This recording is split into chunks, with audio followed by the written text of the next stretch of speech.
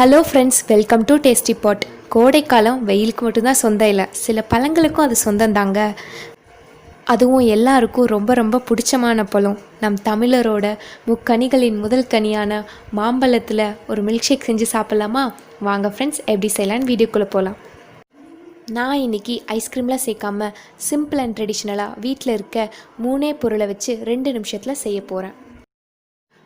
அதுக்கு இன்றைக்கி நான் ஒரு பெரிய சைஸ் மாம்பழத்தில் அரை மாம்பழம் எடுத்துக்கிறேன். நீங்கள் எந்த அளவில் மாம்பழம் எடுக்கிறீங்களோ அந்த அளவுக்கு பால் ஊற்றணும். நான் அரை கப் மாம்பழம் எடுத்திருக்கேன், அதுக்கு அரை கப் பால் சரியாக இருக்கும். முதல்ல அதுக்கு மாம்பழத்தை இந்த மாதிரி கீற்று போட்டுக்கோங்க. இந்த மாதிரி கீற்று போடும்போது நமக்கு ஈஸியாக மாம்பழத்தில் இருக்க பழம் வெளியே வந்துடும்.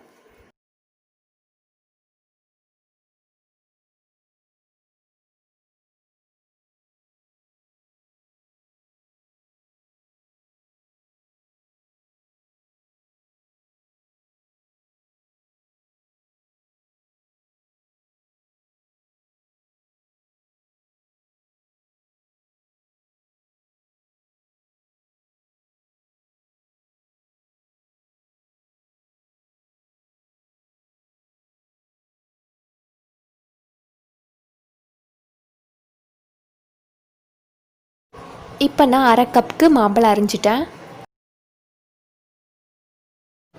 இப்போ ஒரு மிக்ஸி ஜார் எடுத்துக்கோங்க. அதில் நம்ம அரிஞ்சு வச்சுருந்த அரை கப் மாம்பழத்தை உள்ளே சேர்த்துக்கோங்க. அரை கப் மாம்பழத்துக்கு அரை கப் நல்லா சில்லான பாலை உள்ளே சேர்த்துக்கோங்க. இதுக்கு 2 டேபிள் ஸ்பூன் சர்க்கரை உள்ளே சேர்த்துக்கோங்க.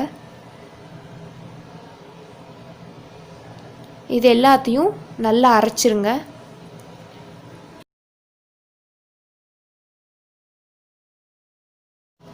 நம்ம மில்க் ஷேக் தயாராகியாச்சு.